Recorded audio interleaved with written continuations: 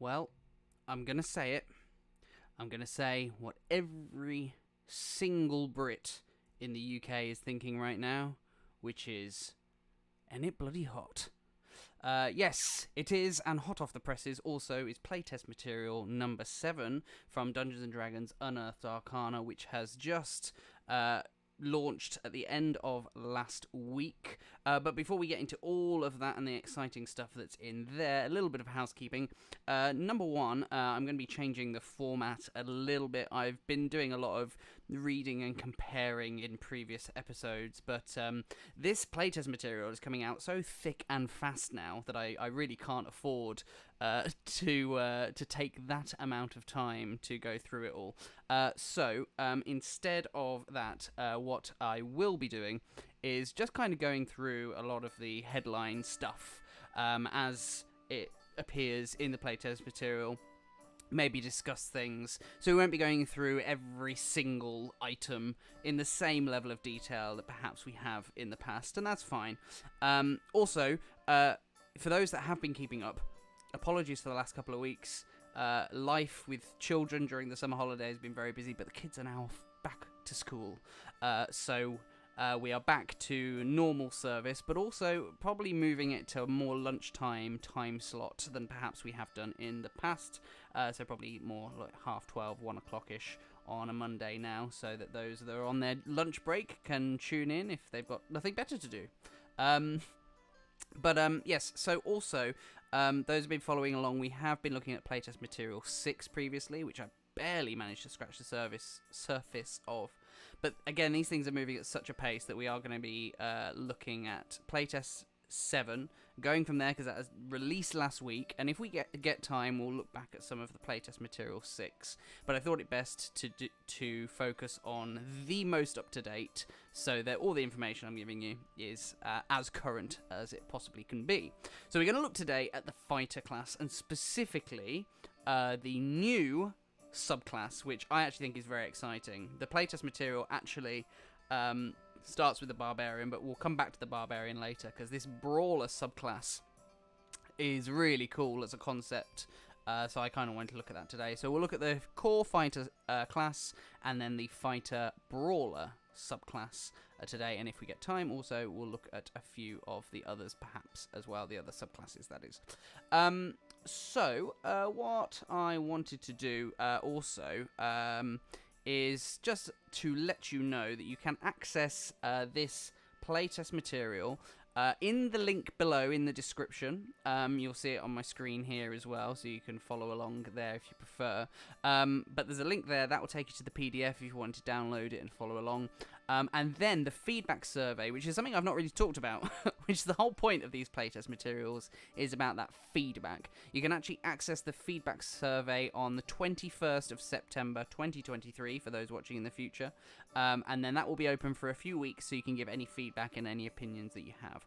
So utilize these videos, if you're new to this kind of mini-series that we do, as an opportunity to listen to thoughts and the actual the meat of the playtest material without having to necessarily sit and read it yourself.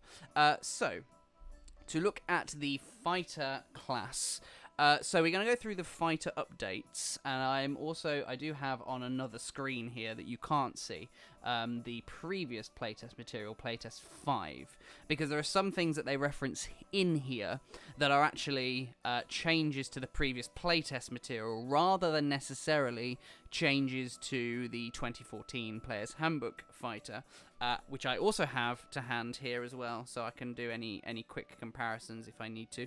But of course, it would help if I actually had the book open at the appropriate pages. So, to begin with then, with the fighter, some changes to the fighter class that have happened. So, the fighting style.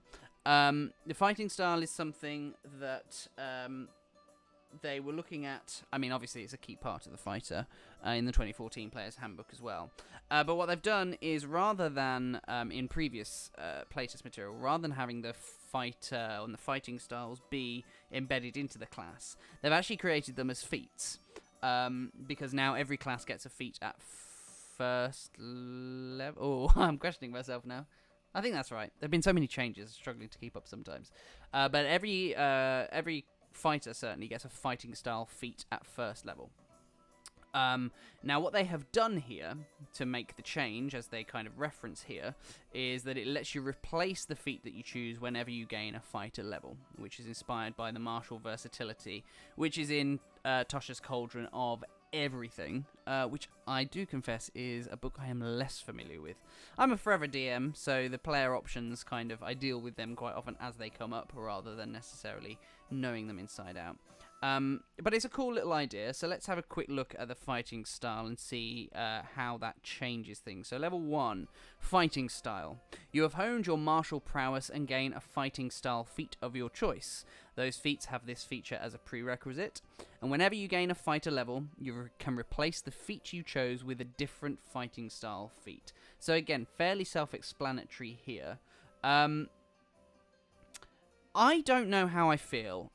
I mean, I have always been of the view that once you have chosen your class options, I'm not a fan of going back and retconning things. Not because I'm a cruel, mean DM that doesn't like my players to have fun and have options or anything like that, but just because from a narrative standpoint, I find it really, really difficult to make sense of. You've learned all these skills and then suddenly you forget these skills, and now you have new ones. At what point, really? Because to me, the core of D&D as a game is all about player choice. And not only the players having those choices and having, that impact on the world, but also that the world responds to the choices that the player makes. In other words, to put it in a slightly less sexy way, consequences. And I just feel like if you start giving every player class the opportunity to backtrack on the decisions that have been made, then I just feel as though you are just removing consequence from the game. Like, okay, yes, you chose the defense fighting style, so you're harder to hit now. But you've done so at the expense of 2-weapon fighting. I just feel as though if every time you level up, you get to change that. It's actually probably going to weaken your character build anyway, because you might have optimized for things. I suppose that's the deterrent, right? But also, I just kind of feel as though, well, yeah, you made the choice with the defense, knowing full well that you couldn't choose the 2-weapon fighting. And that's fine to me, but then, again, I am a forever DM. So, let's look at the next thing on here, the Second Wind. Second Wind now also restores 1 expended use on a short rest. Now, this is interesting because the Second Wind, this is something that is new to this current version of the fighter, the 1D&D, or the updated version of the fighter, wherein you actually get more than 1 use of your Second Wind. At first level, anyway. And actually, the number of times you can use the Second Wind increases as you level up. If you look on the table up here, you can see this column over here. You'll see that number does increase over time. Slowly, but it does increase. But one of the things that they did when they introduced that was that they decided that they were going to limit... Because the 2014 Player's Handbook allows you to refresh your Second Wind at a short or long rest. They decided in the playtest material for playtest packet number 5 that because you were now getting multiple uses of the Second Wind, that they were going to not give it back to you at a short rest, but actually give it back to you at a long rest. Now what they've done here is they've reinstated the short rest boost as well, where you gain 1 expended use when you finish a short rest, and then you get all of them back at a long rest.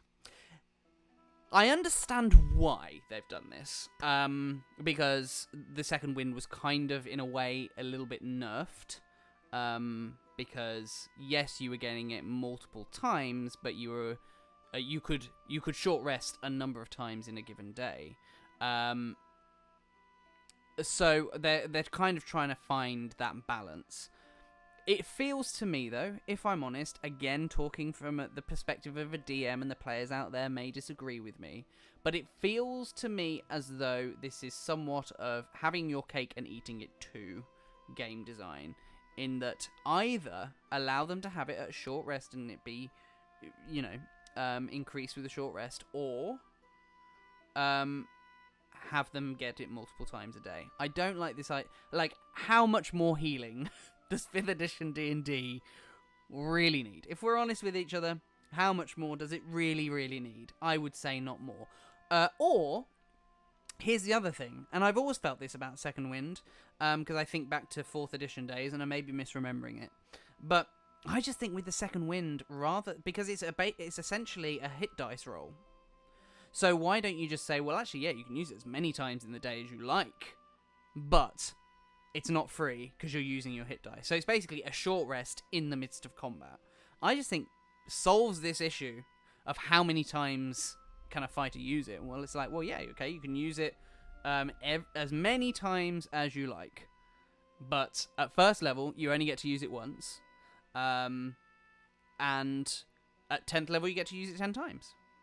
Like, I just think that solves the balancing issue here. There are probably some people that disagree with me. But I like the idea of tapping into the hit dice mid-combat. I feel as though that actually feels more appropriate to the fighter than this kind of resource tracking outside of the hit dice. You're already tracking hit dice resources anyway as you're going through the game, so why overcomplicate it with these other things? But again, there may be some people that will disagree with me on that, and that is fine. So, Weapon Mastery now maxes out at 6 mastery options instead of 5. Now, I love the Weapon Mastery system, and if you, we have a Weapon Mastery video for you to check out on our channel, if you haven't gone through that from Playtest Packet number 5, I think. No, not... Yes, it was number 5. So yes, check that out, because the Weapon Mastery stuff is really very, very cool. It doesn't look as though they've actually changed the description of the Weapon Mastery at all. They've just given it the Weapon Mastery maxing out at 6 instead of 5. Now, interestingly, the pace will have changed significantly as to when the Weapon Mastery increases. Although not actually as dramatically as I thought it would. So actually, the only thing that has changed is that previously you got to 5 at 10th level and then didn't get any more after 10th level. And so they introduced another one in at 16th level, which I actually think makes a hell of a ton of sense. And also the weapon mastery system, the idea of the fighter being a weapons expert, I just think narratively makes so much sense. And kind of adds a little bit more flavour to the fighter class, because I always find that the fighter class is just somebody who can fight, right? Whereas now this kind of weapons expert narrative that's coming out from the weapons mastery system is really quite nice. So I really do like where they're going with that. The action surge now allows any action except the magic action, and it once again improves at 17th level. Now, I'm not quite sure here what it's referring to on the action surge. So, you can push yourself beyond your normal limits for a moment. On your turn, you can make one additional action except the magic action. So I'm guessing what they were saying before. I'm just going to try and see if I can quickly reference it, although my other computer's being really slow. Attack, dash, disengage, or dodge is what it's saying. Okay. So they've basically simplified it and basically said, so long as you're not casting magic or using a magic item, you can use your action surge. That's fine. Once you use this feature, you must finish a short or long rest before you can use it again. Starting at level 17, you can use it twice before rest, but only once per turn. And I think that's something that happened... Yes, so they've reinstated that element from the Player's Handbook, from the 2014 Player's Handbook. Action Surge is cool. It's one of those class features that is so simplistic and so effective at the same time. I don't really know if there's much to say about the Action Surge, to be honest. You just get to act again, do another action, which is fine. Yeah. Nothing really more to add there.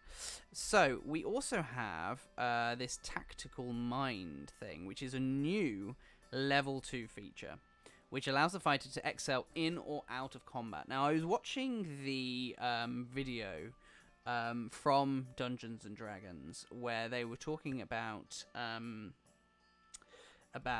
this idea of introducing more class features, and we've definitely seen this in some of the playtest materials previously, introducing as many aspects of class features, or a number of class features, that allow classes to have a function outside of combat. And they were saying how particularly important that is for the fighter class, particularly because there can be times where actually a fighter is involved in a combat, and then the dice don't go their way, and the fighter's not been very involved, and then that could be the only combat of the session, and then they're kind of trying to get involved in the roleplay, but they have no utility beyond just being a presence. And so for that particular player, playing a fighter can be really challenging from a morale perspective, I guess. So let's have a look at this Tactical Mind feature then. Tactical Mind. You have a mind for tactics and getting the upper hand on and off the battlefield. When you fail an ability check, you can expend a use of your second wind to push yourself towards success. Rather than regaining hit points, you roll a 1d10 and add the number rolled to the ability check, potentially turning it into a success.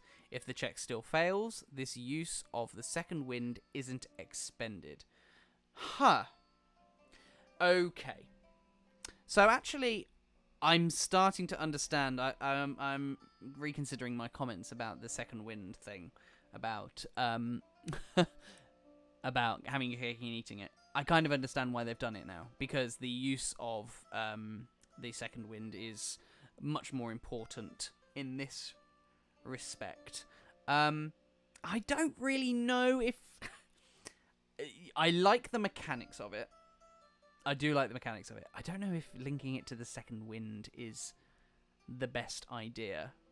I would rather them use their what are they called? Why am I blanking on this? The dice that they use. The why can't I remember this? Superiority dice. Thank you. Yes. I would rather they utilise the superiority dice a little bit more.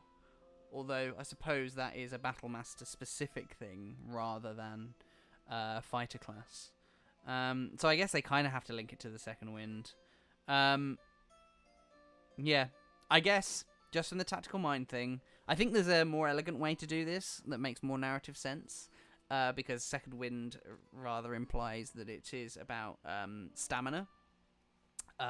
Rather than Tactical Mind. So the two narratively don't link up for me. And that's kind of my only hang-up here, because actually mechanically I really, really like it. It makes a lot of sense. It just doesn't narratively fit for me, and I guess that's where the disconnect is. But cool. I mean, I like this feature. It's very, very clever. It's kind of like a Bardic inspiration aspect that a fighter can put just on themselves. I do kind of like it. But yeah, I just linking it to the second wind doesn't make a whole lot of sense for me, which is fine, I guess. So then after Tactical Mind, we have fighter subclass and ability score improvement return to their 2014 levels. Again, this is something that has come up a few times in these videos that Jeremy Crawford and Todd Kenrick. Oh, I don't know. I'm lacking caffeine today, I think. Or maybe it's the heat. I don't know, but I keep blanking on everything. Which is probably not the best thing to be doing a live stream for. I suppose, if my brain is like that. But yeah, they've been talking about bringing the subclasses back in line. They experimented in previous playtest materials, if you've not been keeping up, about moving the subclasses so that everything is uniform. And it just kind of caused a few issues, so they've kind of backtracked on that and returned it to how things are 2014 wise, which really, as far as the player characters was concerned, was probably the biggest shift. It was the level progression. that made everybody go, whoa, okay, this is actually a bigger change than perhaps we had originally thought. And kind of backtracking on that, really, I do think it does diminish the changes that they're making to 5th edition. But I'm not so upset about that. I was saying this to some friends that I do my home game with. I'm actually not too upset that they're backtracking on so much stuff, because I actually really like 5th edition as a game. I think just it needs some improvements and some tweaking and tightening up. So these backtracks for me are actually a better thing than just overhauling things. So I like it. Although I don't agree actually about the ability score improvement thing. I kind of liked the idea of the feat being default rather than the ability score improvement. I find that far more enjoyable, but they've for some reason backtracked on that as well. I'm not entirely sure why, because they haven't particularly explained it either, why they've backtracked on that, because the feat thing I think made much more sense, particularly given that actually the design of the current version or the new version of the game so heavily leans on feats as a mechanic as opposed to previous versions. So then we have the tactical shift, which is another new feature for level 5 that lets you move without provoking an attack of opportunity when you activate your second wind. Now this is bloody cool. Let me have a quick read of exactly how this reads. So obviously level 5 you still get your extra attack as before.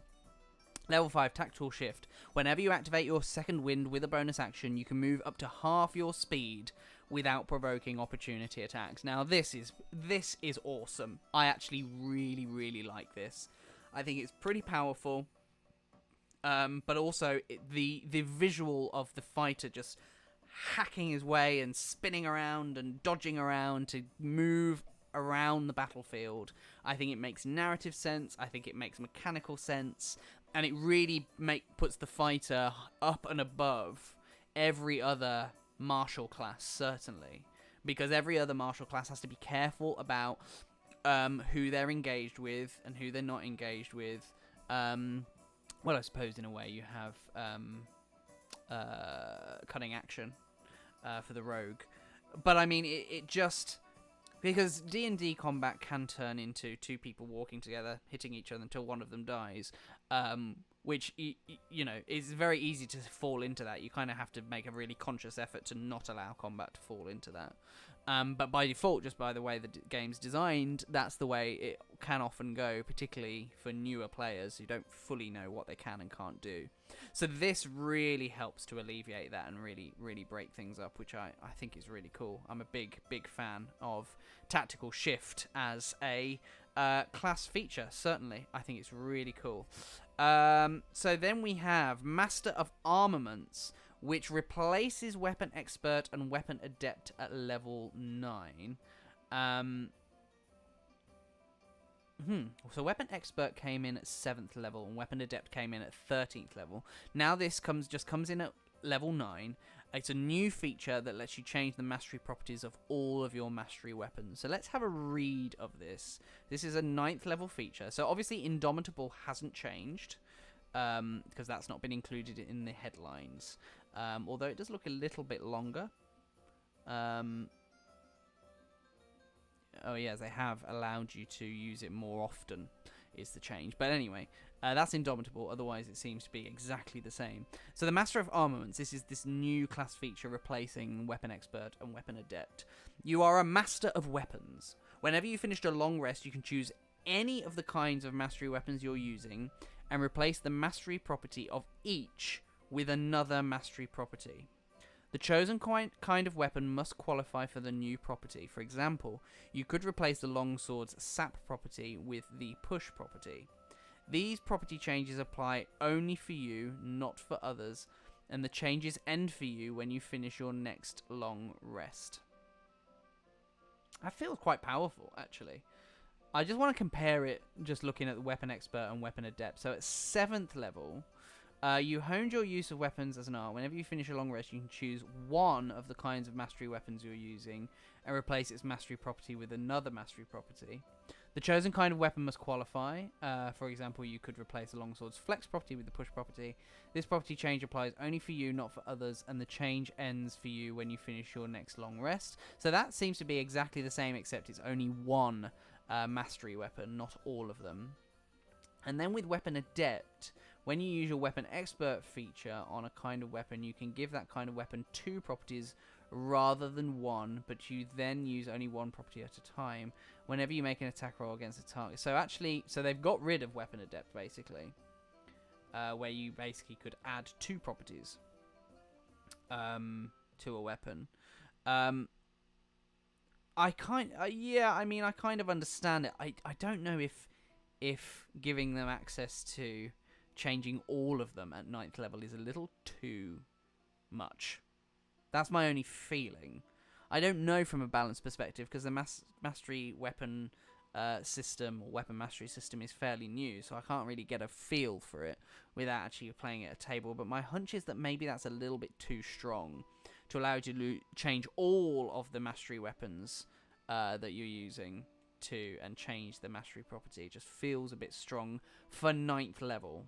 I mean, they've increased Weapon Expert up to 9th, but I feel as though this could be like a 11th level minimum.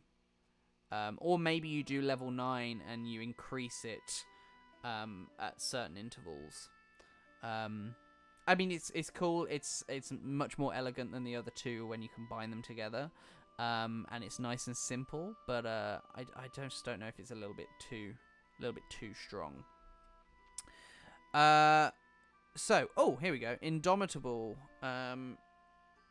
They've done that in a different order, but once again confers more uses at higher levels, which we talked about. Studied Attacks, a new 13th level feature that increases the likelihood you'll hit after you miss. So let's have a look at that one. You masterfully study your opponents and learn from each attack you make. If you make an attack roll against a creature and miss, you have advantage on your next attack roll against that creature before the end of your next turn. I really like this as a class feature, actually. I really do like it. I think, again, it's one of those things where a fighter can have a bad combat where the dice just are not going in their favour, and that can really suck for the fighter player. I see that a lot when I'm DMing. And actually, even in our actual play, I know Anina, who plays our party fighter, Saga, she can have a bad combat, and, you know, or everybody else is whooping everybody's ass and she can't get in a hit. And she's meant to be the one that's good at fighting, you know. So this just kind of helps to alleviate that a little bit by giving them advantage. And I think it's actually a really elegant way of doing that. Nice and simple. If you miss, you get advantage next time, so long as you attack that same creature. So it's limited, but also I think it's appropriate for 13th level. It's not too powerful. I actually think you could probably get away with bringing this in a much lower level. Actually, I would have thought. I don't know on a balanced level if that's the case, but I think you probably could get away with it. But I like it. Again, it just, from a gameplay, quality of life standpoint, I think that just does a really good job. Unconquerable has been cut in favour of Indomitable, improving at higher levels. Unconquerable, I don't really remember this. When you're in great peril, you can tap into a deep well of resilience within yourself. If you fail a saving throw and your Indomitable feature is expended, you can use it again by expending a use of your second wind, which also heals you. Okay. Yeah, I think that makes, from a design perspective, I think that makes perfect sense. The Unconquerable thing just really overcomplicates the Indomitable thing. This is much more elegant, so nothing really to complain about there.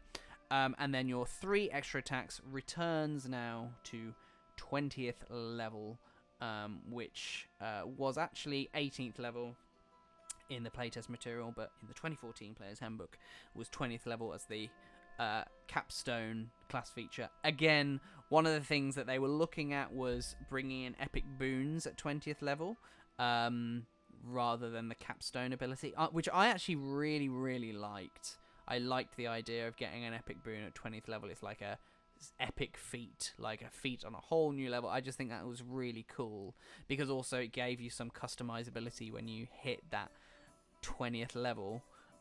Because sometimes the capstone abilities can be a bit meh. Like 3 extra attacks, I mean, cool, but meh. Like, yes, I'll gladly take the extra attack, but really, I'm now like the peak fighter, and all I get to do is attack one more time in a period of 6 seconds. It's not very flavorful and doesn't really scream epic.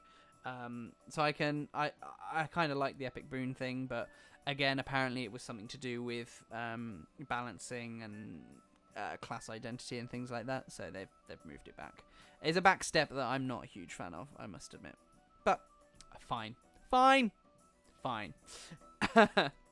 So those are the headlines for the core fighter class, which nice changes, a lot of quality of life stuff. I do like the tactical mind thing. I do like the what was it called? The tactical shift, is it? Yeah, tactical shift. And I really like the studied attacks as well. They've just really done a good job of making their fighter more fightery. So yeah, so a big fan. I do definitely like that. I think the changes are pretty good there. We'll take a look at the Brawler subclass in a moment, because I'm really excited just by the concept. I actually don't really know about the mechanics of it, but the concept of it is really cool.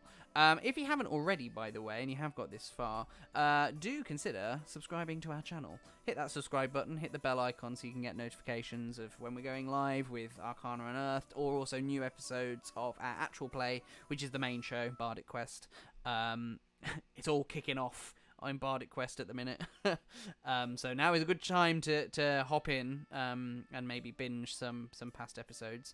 And of course, if you also haven't done so already and you have made it this far, do me a favour and smash that like button. It'd be good, actually, if we could get to a nice, so we say 30 likes before the, well, not before the end of the episode, because I know there's not many people tuning in live, because most people are at work.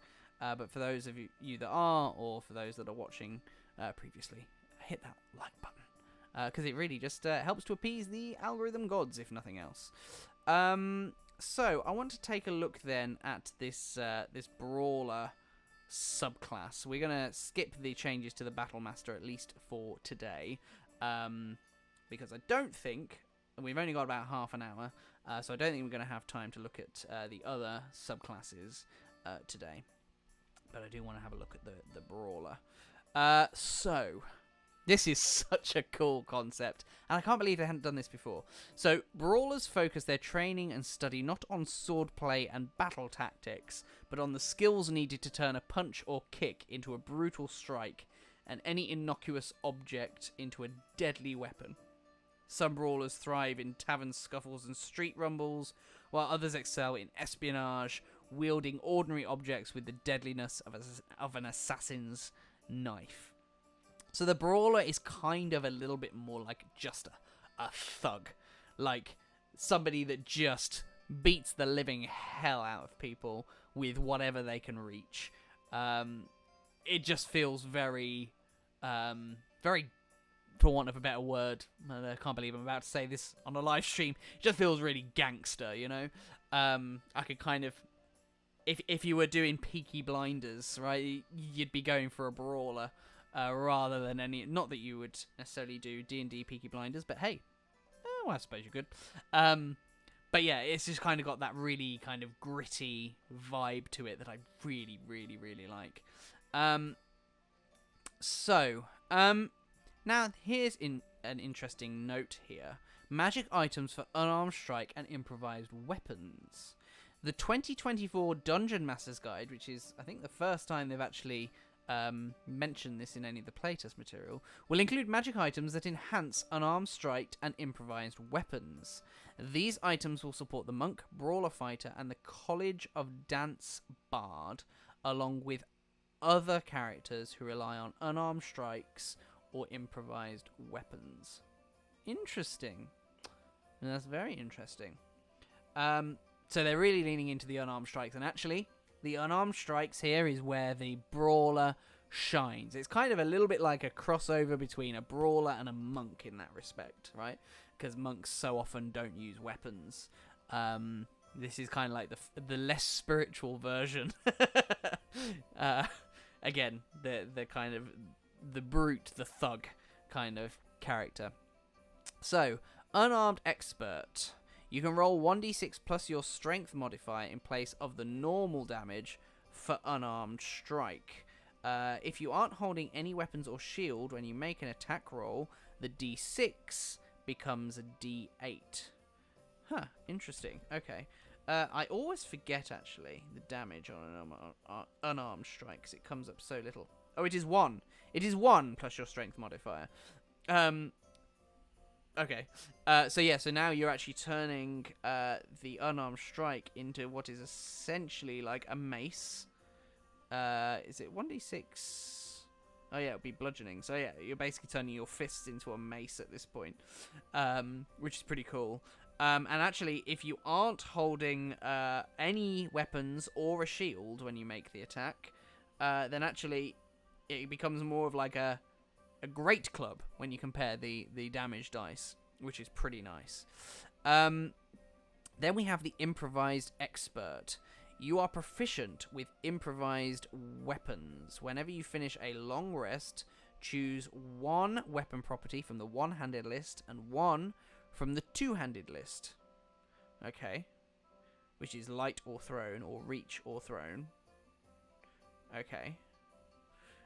Until the end of your next long rest, the one-handed choice applies to the one-handed improvised weapons you wield, and the two-handed choice applies to the two-handed ones. Hang on, let me try and get my head around this. Whenever you finish a long rest, choose one weapon property from the one-handed list and one from the two-handed list. So it's either thrown for both, or light or reach. Till the end of the one-handed choice applies to the one-handed improvised weapons you wield. So you can either throw it, or you can use it as a light weapon, which means you can attack two weapon fighting. And with the two-handed one, you can either throw it, or you can use it as a reach weapon, so extending it to 10 feet. Okay. In addition, whenever you attack with an improvised weapon, you can give it one of the following mastery properties for that attack, depending on whether it can be wielded in one hand or two. Okay, sap, slow, or vex, cleave, push, or topple. I'm just going to see if I can find these mastery properties again. So sap was, the creature has disadvantage on its next attack roll before the start of your next turn. Slow is reduces its speed by 10 feet. Vex is if you hit a creature with this weapon and deal damage, you have advantage on the next attack roll against that creature before the end of your next turn. Okay.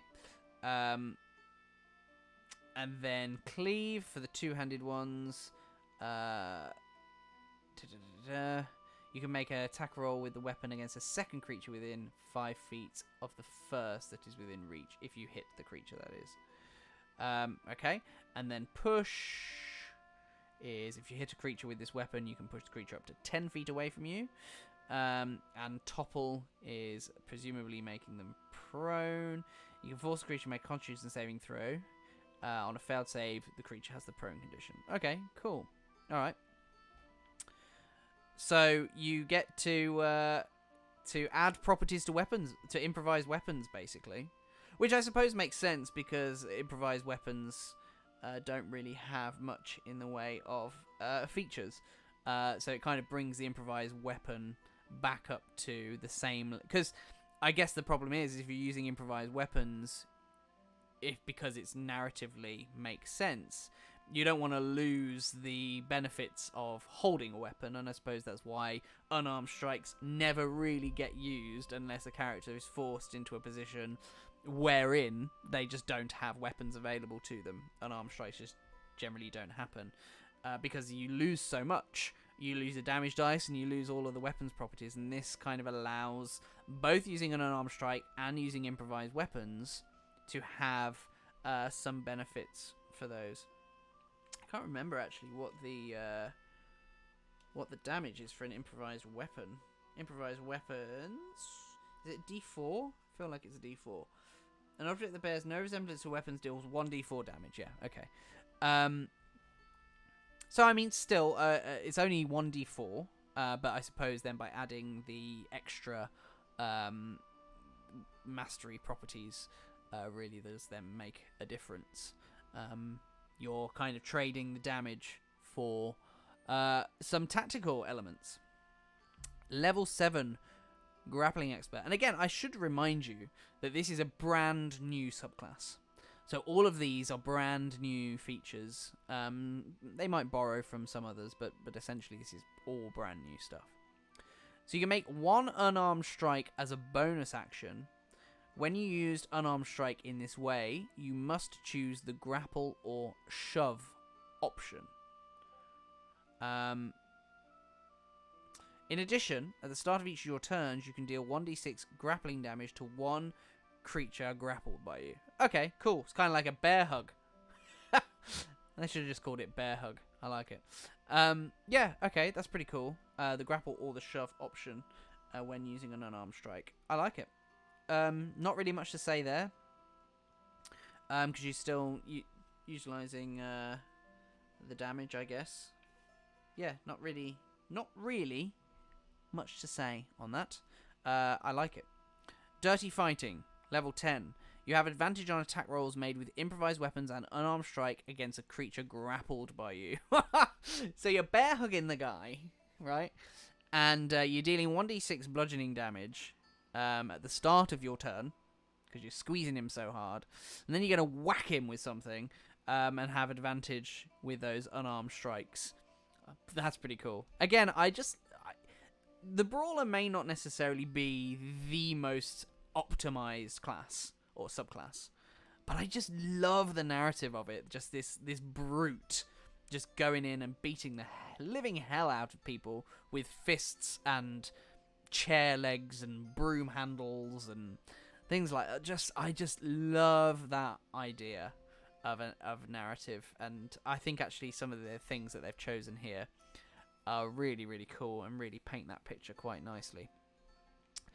So we have a couple of more of these. So we have the Improvised Specialist at level 15. You are a master at making the ordinary deadly. Whenever you hit a creature with an improvised weapon, you can add your proficiency bonus to the damage roll. And the damage die of your two-handed improvised weapons becomes 1d12. The Barbarian dice! Woohoo! I love the d12. It's my favourite. I just love the d12. It gets so underused, so I always get very delighted, as you can probably tell, when the d12 gets some love. So at that point, you turn in your improvised weapon into like a great axe, which is fun. So whenever you hit a creature with it, you get to add your proficiency bonus to the damage roll and the damage die of your two-handed improvised weapon. 12. In addition, whenever you make an attack with an improvised weapon, you can use 2 mastery properties from Improvised Expert instead of 1. And the Improvised Expert was these here. The cleave, push, or toppled with the two-handed...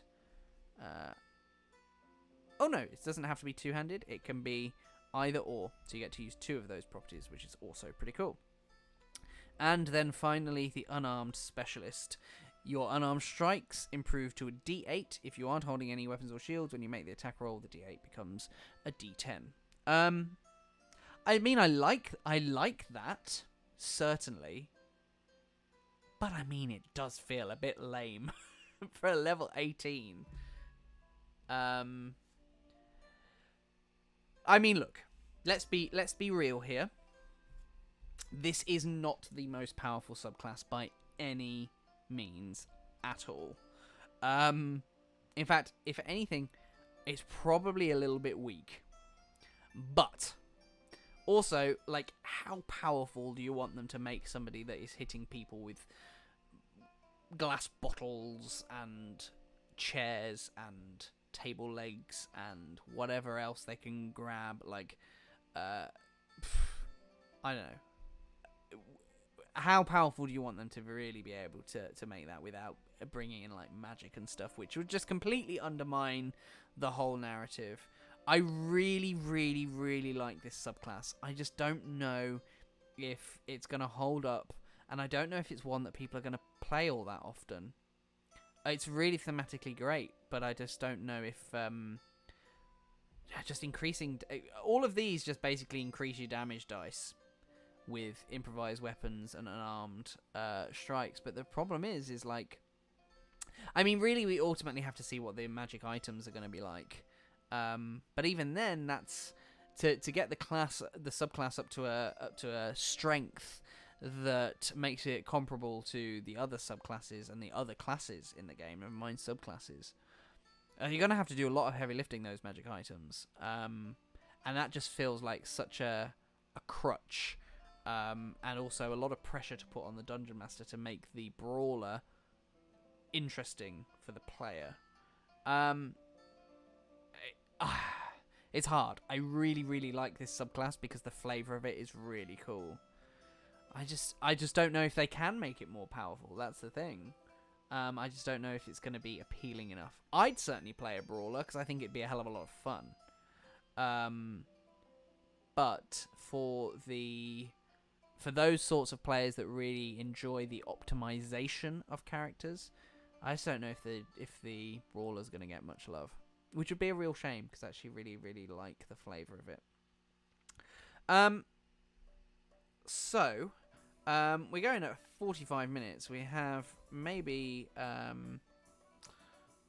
No, I think we will leave it there because there are... Let me just check how many other subclasses we have. We have the Battle Master, the Champion, the Eldritch Knight before we move on. So I think that's probably going to be the next episode here. We'll have a look at the Battle Master, the Champion, and the Eldritch Knight. Oh my! As we go through and see what changes that they've made there. I can't imagine there's going to be a huge amount, but we can look through those next episode for sure.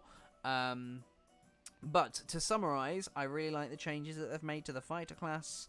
I think the idea of making the fighter more useful when they miss, and also making the fighter more useful outside of combat with the tactical mind thing, I think those are both really good calls on the part of the game designers at Wizards of the Coast.